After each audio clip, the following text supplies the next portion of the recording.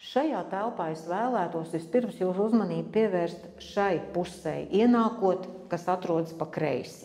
Šis kungs, kas ir portretā, es būtu priecīgi, ja tas būtu Otto Huns, bet diemžēl nav. Bet tas ir Edvards Dženners, kurš jau pieminēto metodi, Dženner metode, ir izveidojis. Un šis apraksts ir par viņa dzīves gājumu, viņa šo darbu, ko viņš labu ir devis cilvēcei un kur ir piesaistījies arī mūsu Otto Huns, lai to ieviestu Krievijā un Latvijā. Otto Huns par savu darbību, ko es pieminēju, jau saņēmis ne tikai briljantu gredzenus un visāds apbalvojumus no krievu cariem, bet ir saņēmis arī šo Džennera īpašo diplomu par savu veikumu. Un te ir redzami arī artefakti un informācija, ko mēs atkal esam saņēmuši, deponējuši no medicīnas vēstures muzeja, kur ir redzama šī lancete un serumam, potējamam serumam šī tvertnīte, ko Otto Huns par saviem līdzekļiem iegādājās un drukāja arī par saviem līdzekļiem tādas mazas bukletiņas, kuros skaidroja, kāpēc ir jāpotējas pret bakām, un tos sūtīja gan uz Latviju, gan uz Krieviju. Tos arī izplatīja pa saviem līdzekļiem. Un te savukārt ir vairākas tādas bildītes, tās ir zīmēts, kā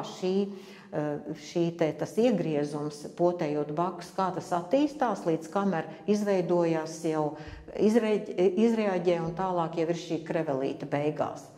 Bakas jau pirms Džennera potēja, pret bakām potēja cilvēks, bet to materiālu gatavoja no slima cilvēka bioloģiskā materiāla, un tas nebija tik efektīvs, bija blaknes.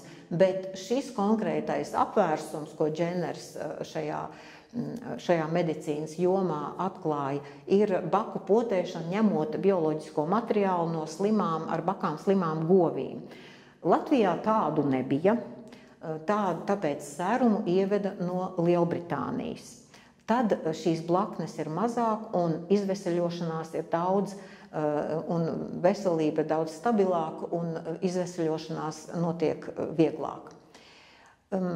Šeit ir arī tāds informatīvs materiāls, turpinot par to, cik aktīvs bija mūsu Otto Huns, ka viņš arī bija novators, viņš bija visādi jaunu ideju ieviesējis. Un te, piemēram, ir ideja par to, kad viņš sāka šeit strādāt, atgriežoties no studijām Vācijā, viņš sāka strādāt kā kara ārsts mūsu Rīgas kara hospitālī.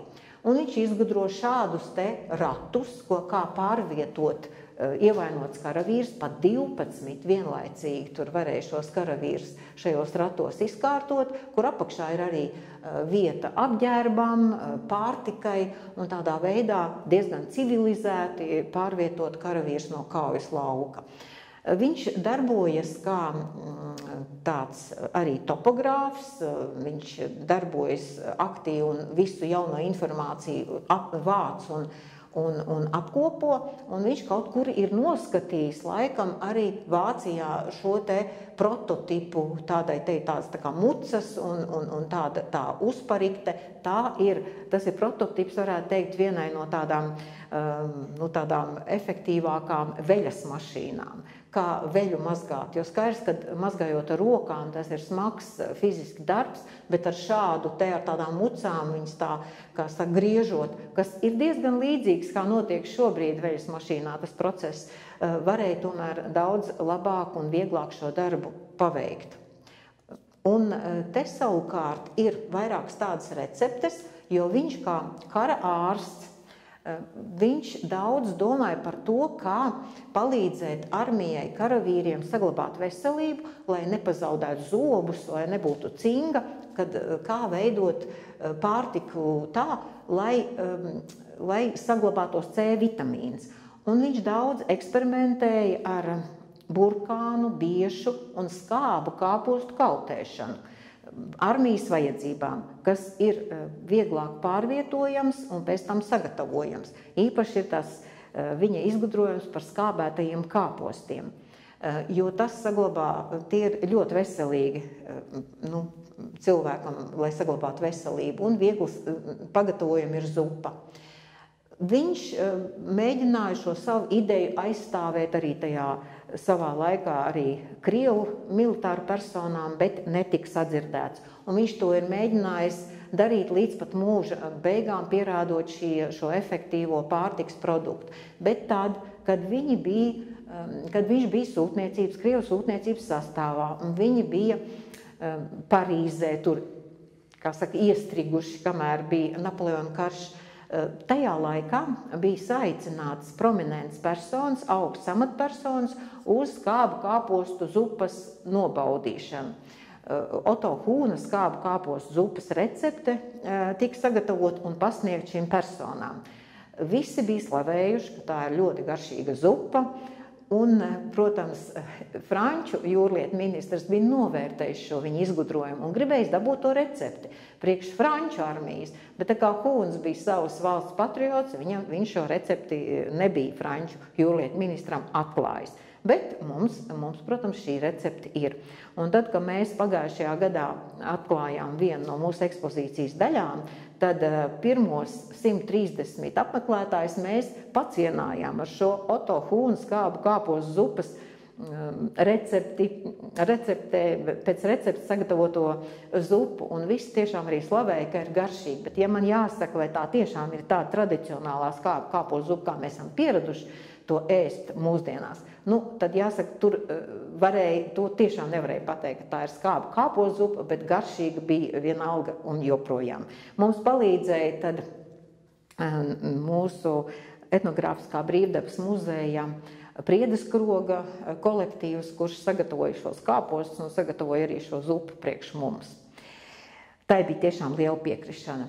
Šī puse ir veltīta Oto Hūna literārajam mantojumam, grāmatām un manuskriptiem. Oto Hūns ir sagatavojis 2 grāmatas, tie manuskripti, tās planšetes ir pie sienām. Tā viena no grāmatām, tās nosaukums ir manuskriptam Mēģinājums saglabāt latviešu un igauņu dzīvības. Tā ir grāmata, kurā ir apkopots dažādas ar augiem pagatavojamas zāļu receptes. Diemžēl grāmata nav izdota, bet ļoti laba grāmata, kas bija domāta tātad draudžu vadītājiem, mācītājiem, kalpu saimniekiem, tad, ja kaut kas notiek ar tiem cilvēkiem, lai tad nemirst slimais nost, kamēr atnāk kaut kādu tādu profesionālāku palīdzību, lai var arī kaut ko jau uzreiz cilvēkam palīdzēt. Diemžēl grāmata nav izdota, par ko viņš arī pats ļoti sūkstās, ka to nav varējis dabūt gatavu līdz galam. Lejāk ir labi apmācīta vecmāte. Tāds grāmatas nosaukums, jo Oto Hūns, zinādams, ka akušieru prasmes ir zemā līmenī, bija iestājies par Baltijā specializētām akušieru vecmāšu skolām. Šajā grāmatā ir arī vecmāšu zvērests, te ir brīnišķīgi ilustrēts šis dzemdniecības viss process, un šī grāmata arī nav izdota. Tā arī ir lieliska grāmata, bet arī nepiedzīvoja savu izdošanu. Izdots savukārt ir cita viņa mantojuma daļa, jo Oto Hūns, būdams ļoti aktīvs, ļoti darbīgs cilvēks, ne tikai ārsts, bet arī daudz rakstīdams darbus, iekļaudams tajos informāciju, viņš bija aktīvs topogrāfs, tieši tāpat kā Broce. Varbūt tas tajā laikā bija moderni, bet kur viņam tas laiks bija tādiem darbiem, apkopot šos materiālus, sameklēt cilvēkus, kas tos vajadzīgo sadzīvi, priekšmetus, kultūru, norises piefiksētu, ēkas, arhitektūru, tas bija milzīgs arī organizatorisks darbs. Ne jau visu viņš arī pats zīmē, bet to visu organizēt arī bija diezgan sarežģīti. Ir izdots no šiem topogrāfiskajiem materiāliem, kur viņš bija plānojis 70 apmēram sējums par Kurzemi, Vidzemi, Rīgu un to daļu, kas no Igaunijas bija tajā laikā cariskajā Krievijā ietverts šajos manuskriptos, šajos sējumos. No tiem ir izdots tikai viens Rīgas topogrāfiskais apraksts. Viņš ir redzams mums šajā te vitrīnītē. Jā, te mums titula lapa ir atvērta. tas ir vienīgais lielais darbs, kas ir publicēts no viņa vispār veikuma. Un savukārt šeit es esmu nolikusi grāmatu. Tātad Kurzemes pilsētas 19. gadsimta sākumā Oto Hūna mantojums. Oto Hūns ļoti daudz šos materiālus bija savācis, un arī tagad beidzot arī no mūsu vēstures arhīvs ir izdevis šādu grāmatu, šo rakstu daļu apkopojot tādā biezā grāmatā, kas arī liecība ir par savu laiku. Tas ir nesen. Tā grāmatiņa ir izdota burtiski tagad pirms, man liekas, 2024. gadā. Ja. Tā kā pilnīgi jauna, svaiga, bet ilgi bija Hūnam jāgaida, kamēr tāds materiāls parādīsies apkopots grāmatā. Vēl šeit, šajā telpā mēs redzam šeit topogrāfiskos materiālus, arī pie tām sienām, kad ienāk pa labi, pa kreisi ir nedaudz no viņa topogrāfiskajiem materiāliem. Un es gribu šajā sakarā pateikt to, ka šeit es stāvu nevis pie šūpolītēm, ja, kā man te kādreiz prasa, kas tās par šūpolītēm. Nē, tas ir plauktiņš, kas ir tā kā domāts, lai nepārslogot šo telpu ar liekiem priekšmetiem. Un šeit ir salīdzināti divi darbīgi vīri, tādi milži topogrāfijas laukā. Un tas ir Kristofers Broce, ko mēs pazīstam, un viņš ir atstājis mums ļoti daudz nozīmīgu materiālu, pie kura mēs varam skatīties un saprast, kādi agrākie laiki bijuši mūsu Latvijā. Un te līdzās ir Oto Hūns, kurš arī bija topogrāfs aktīvs, un arī viņš ir atstājis savu vēsturisko mantojumu. Jāsaka, viņam gan mazāk veicās ar to mantojumu pienācīgu atstāšanu, jo tad, kad Broce nomira, tad Rīgas rātei bija nauda, viņi iegādājās visu šo kolekciju, bet tad, kad nomira Oto Hūns, tad uzskatīja, ka kaut kas jau tur ir, vai vajag, arī naudas nebija, un tad Oto Hūna savāktā kolekcija nonāca dažādos arhīvos, un caur Bruņinieku arhīvu nonāca mūsu lielajā vēstures arhīvā. Tomēr diezgan sliktā kvalitātē, salipināti, nevīžīgi salikti, grūti ar tiem strādāt, bet vienalga tas ir ļoti vērtīgs materiāls. Bet kāpēc es to saku? Tāpēc, ka mēs šeit nolikām šos divus topogrāfus līdzās, lai varētu saprast labāk šo teicienu, ka patiesība ir kaut kur pa vidu. Un tā tas tiešām ir. Ja mēs paskatāmies kaut vai vienu objektu, ko ir attēlojis Broce savos materiālos un Hūns savos materiālos, viena ēka, tad mēs varam paskatīties, kā šī ēka tiek parādīta, zīmēta no dabas, no viena skatu punkta un no otru skatu punkta. Un tad jāsaka tā, ka jāliek kopā un jādomā, kā tad īsti tā ēka ir bijusi, jo tomēr atšķiras, ja? Ir nianses, jo katrs jau skatās un tomēr mazliet redz vienu to pašu lietu savādāk. Tāpēc nevar balstīties tikai uz vienu, kā mēs sakam, avotu. Jāskatās, ir vairāk avotu, jo tā patiesība tiešām ir kaut kur pa vidu. Un vēl es gribu pievērst uzmanību šai bildei, kura ir redzama šeit. Tas ir Oto Vilhelma von Hūna kaps šeit priekšā ar tādiem ar 4 tādiem akmens stabiņiem un tad tā plāksne. Un te tālāk tie ir lielie vecie Rīgas kapi. Šeit ir tā Jēkaba baznīciņa un priekšā līdzās ir arī Broces kaps. Tad viņi tā kā līdzās guļ. Diezgan necils ir Oto Hūna kaps. Es to fotografēju 2014.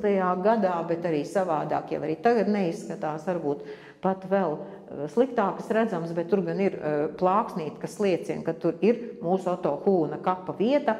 Savā laikā, protams, tas kaps ir bijis greznāks. Tur ir bijis tāds liels apkalts akmens, tāds staps vai monuments, kur jau, kā es nolasīju, tajā telpā bija uz šī metāla, ar metāla apkalts, uz šajā metālā bija šis teksts iekalts. Bet, protams, ka tas ir izpostīts un pa gadu simtiem šis krāsmetāls ir acīm redzot aizstiepts, aiznests un pārdots. Katrā ziņā nav šis monuments saglabājies. Otto Hūns, ar kuru mēs varam ļoti, ļoti lepoties, ir tiešām ielicis īstenus pamatus mūsu ārstniecības iestādē. Lai tā turētos šajā vietā ilgi, ne tikai 2 gadsimtus, un mēs domājam arī ilgāk, jo ir bijuši mēģinājumi šo ārstniecības iestādi no šīs vietas izlikt uz citu vietu, tālāk no acīm, droši vien tālāk no cilvēkiem, no sabiedrības, bet tas nav izdevies, jo kolektīvs bija sasparojies un aizstāvējis šos tīkojumus. Tāpēc mēs tā vienmēr klusībā domājam, ka īstie akmeņi ielikt īstajā vietā un pamatos tiešām nodrošina ilglaicīgu pastāvēšanu. Kā tāds vēstures un kultūras piemineklis ar tām savām senajām Otto Hūna laikā būvētajām ēkām, mēs arī esam valsts aizsargāts.